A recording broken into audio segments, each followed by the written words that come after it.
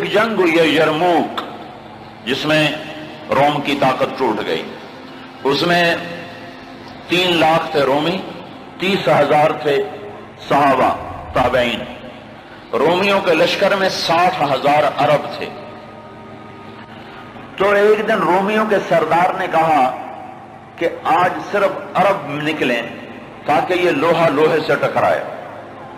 ایک دن طے ہوا کہ کل جو لڑائی ہوگی صرف عربوں سے لڑیں. تو یہ خبر پہنچی حضرت خالد کو، تو انہوں نے ابو عبیدہ سے فرمایا مجھے 30 آدمی دے دو، 30، میں 60,000 سے لڑنے جاتا ہوں.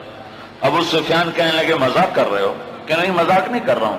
تو کیوں بزدل بنتا ہے؟ اسلام لانے کے بعد بزدل ہو گیا ہے. جاہلیت میں جبار، اسلام میں بزدل. کہنے لگے میں بزدلی کی بات نہیں، انصاف کی بات کرتا ہوں. 30 آدمی تھوڑے ہیں، تو نے اگر کچھ کرنا ہے تو 60 لے کے جا، 60.